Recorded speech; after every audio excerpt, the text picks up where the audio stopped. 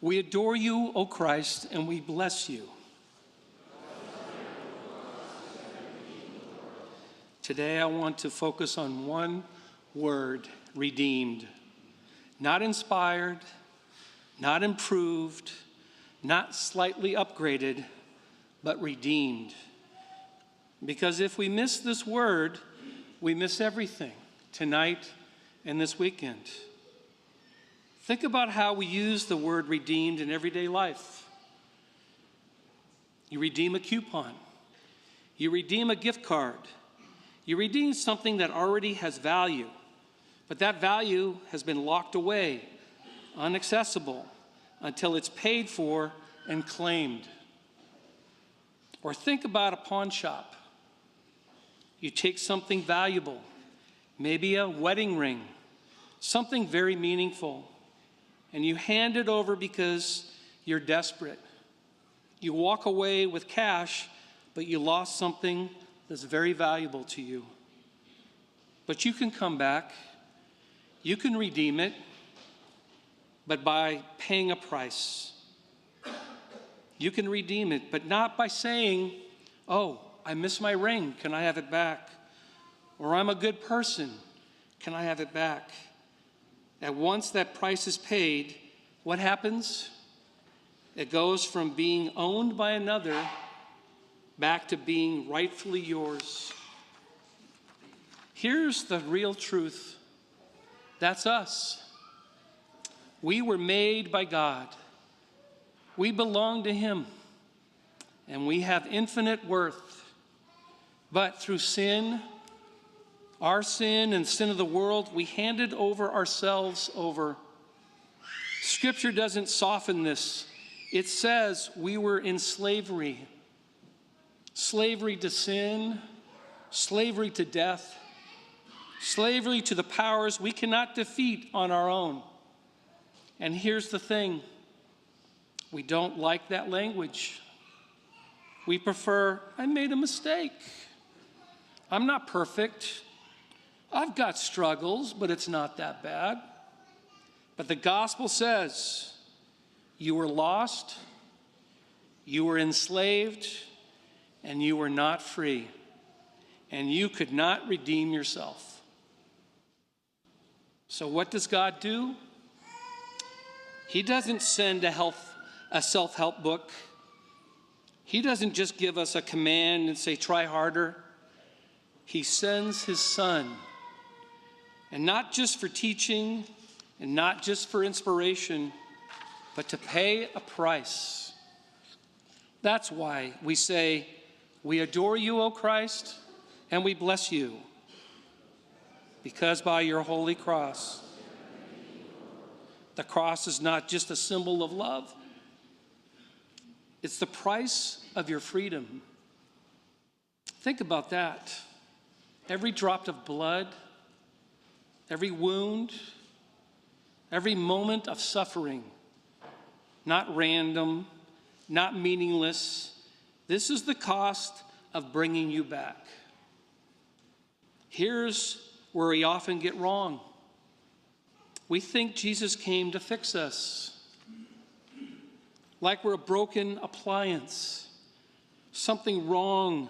Send it back to the manufacturer, get it repaired, and we're good to go.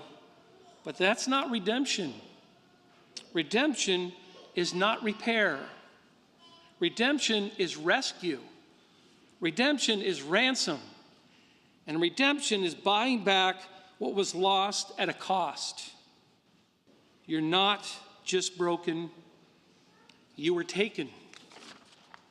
And Jesus didn't just fix you, He fought for you. He paid for you. He brought you back. Here's one of the biggest lies we believe. I'm not worth that much. Maybe you thought that because of your past sin or your past or your failures. You look at your life and say, there's no way I'm worth that kind of price. And what was the price paid for you? The life of the Son of God. Not silver, not gold, but His blood. So what does that mean? It means you don't get to say you're worthless because the cross says something otherwise. And someone might say, Deacon Tim, okay, I hear that, but I'm still stuck. I still fall, and I still struggle with the same sin. Yes, redemption doesn't mean that the battle disappears. It means the outcome has changed. Before Christ, sin had the final word. Before Christ, death had the final word. But now, they don't. Now the cross stands in the middle of history and declares, you have been brought back. Even if you fall, you belong to him. Even if you struggle, you belong to him. And even if you feel lost, you belong to him. Because redemption is not based on your perfection. It's based on his sacrifice. Here's where it gets real. We talk in this world about the world being redeemed, but Jesus didn't die for a vague idea called humanity. He died for you. If you were the only person on earth, he still would have gone to the cross. That means he saw your sin and he went anyways. He saw your moments and he went anyways. And he saw everything you tried to hide and he went anyways. Why? Because you're worth redeeming. Here's the danger. We can all of our life stay the same. We can hear you are redeemed, but shrug our shoulders. You can look at the cross and be unmoved. And that's tragic.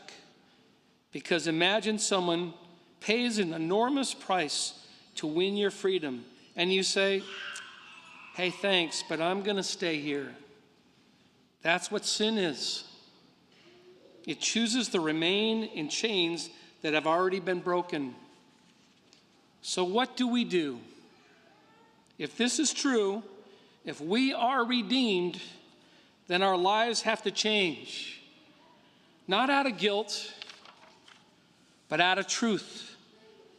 You don't live like a slave anymore. You don't define yourself by your past anymore. You don't settle for sin anymore. And why? Because that's not who you are. You are redeemed, bought, paid for, and brought back. So live like it. Today, don't just hear the words. Bring your sin. Bring your shame. Bring the thing you think disqualifies you. And Jesus will say to you, I already paid for that. Not I will, not I might, but I already did. We adore you, O Christ, and we bless you.